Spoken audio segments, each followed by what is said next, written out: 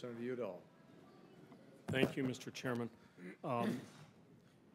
Most of the state of New Mexico is in a single TV market centered in Albuquerque. However, about 13.5% of the state's TV households receive out-of-state television.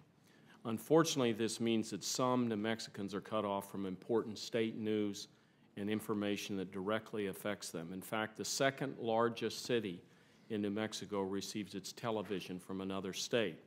This problem is compounded by the fact that major newspapers from New Mexico no longer deliver to these areas that don't have New Mexico TV channels.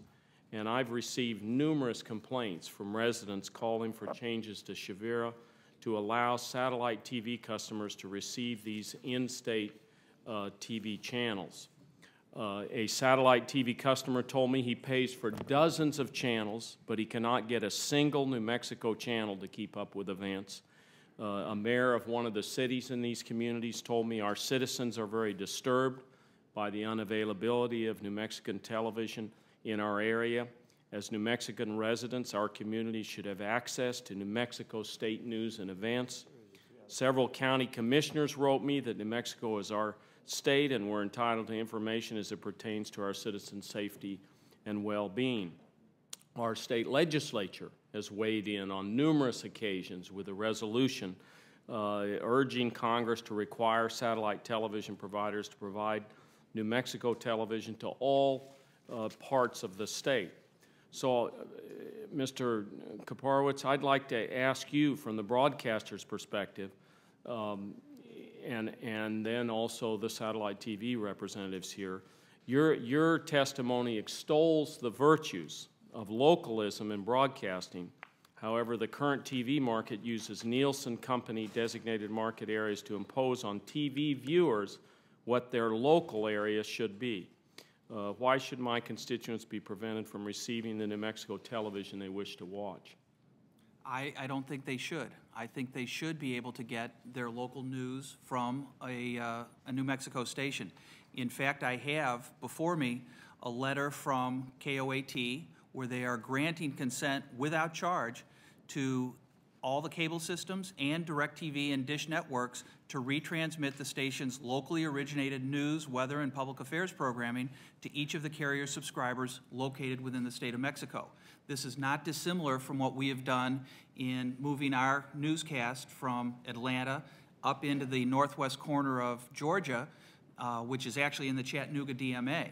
So the TV stations and the broadcasters in Albuquerque are prepared and willing to give the right to move their newscasts, content they control, to the satellite operators and the cable systems. That would not necessarily include network programming, which we don't have the rights to, or sports programming, which we don't have the right to, but certainly New Mexico news would be available to your constituents throughout the state under that scenario.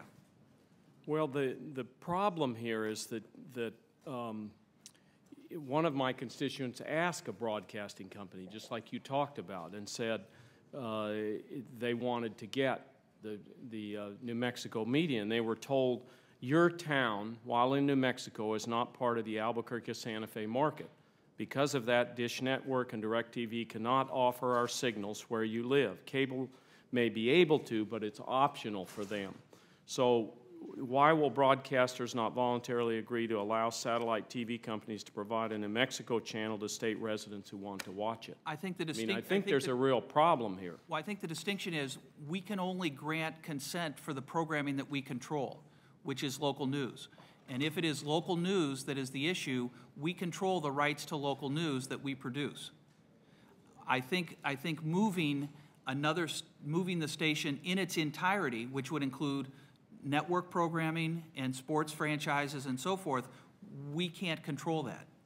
But local news, we can make that happen. And as I say, the station in Albuquerque has effectively today said they're granting the rights to these guys. If they would like to take the local news programming from Albuquerque and move it across the state, they're happy to do that. And so all somebody has to do in one of these areas is make a request, and it will happen, is what you're telling me. Well, first, these guys have to agree to do it. Who has to agree? The satellite. Yeah, well, that's the next question I'm asking them. But the broadcasters have apparently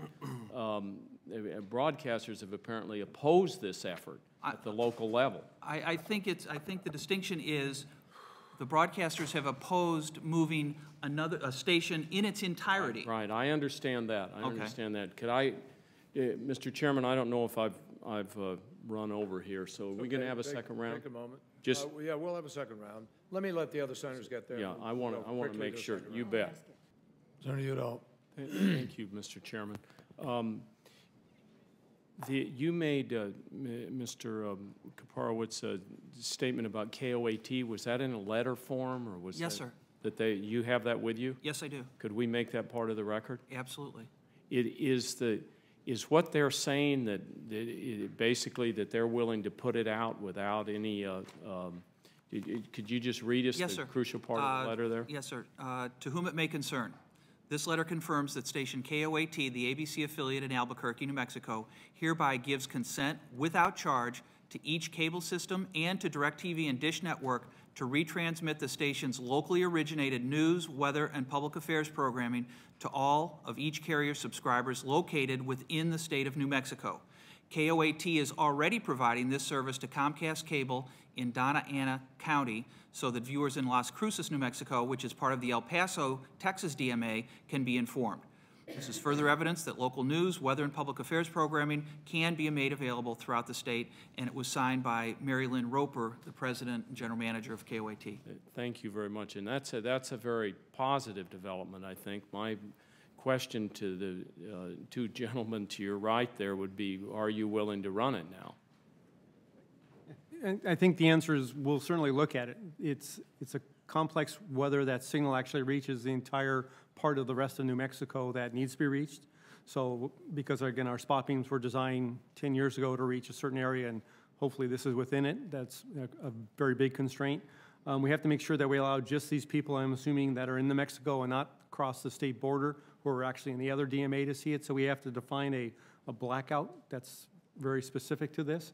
And then one of the hardest ones is keeping track with the stations of what is it they're giving us the rights to. Because if their local programming goes long, or if it runs, what happens if a baseball game is on but it runs long and they're going to delay the local programming, all of a sudden we open it up because this will be automated, there won't be people standing there. Now the game's on, are we going to get in trouble? So when you talk about, and I'm sure Congress knows the devil in the details, this is going to be one of those. Mr. Dodge? I guess I would just reiterate what I've said earlier, which is we have reservations about whether they actually have all the necessary rights to grant us the copyright to rebroadcast just their local news, weather, et cetera, be it with their local advertising or national news clips inserted into their local news, and also with these huge practical limitations in that it's nearly impossible for us to black out programming around the country, and you have to set aside bandwidth for a few hours a day, an entire channel on a spot beam. So from a practical perspective, it's very difficult to implement the way that the broadcasters have outlined. Thank you. Mr. Kaparowicz, in your written testimony, you said in talking about this issue of modifying TV markets, quote, it would not advance localism goals, but would in fact undermine sound public policy and harm consumers, end quote. The last time Shavira was reauthorized, a handful of exemptions were made by states with the same problem as New Mexico. Were consumers harmed by these limited exemptions that allowed satellite companies to provide secondary transmissions of in-state TV signals? I think our economic reality has changed dramatically since the first authorization of Shavira, and the fact that those exceptions took place in isolated pockets. And quite frankly, I don't have the historical perspective on what impact those have. I can say, though, I believe with certainty that today, in today's environment, if we were to implement a full duplication of signal, if another signal came in its entirety, including network programming, syndicated programming, came in over the top of a local station, it would inhibit his ability to perform and certainly have a great economic impact and have an impact on his ability to subsidize his news and all the other services that he provides in his market. Thank you. Chairman Kerry, thank you very much for your courtesies in allowing this second No, round. absolutely. Important questions. I appreciate the participation of so many senators, and I think it's been very helpful in creating the record for this.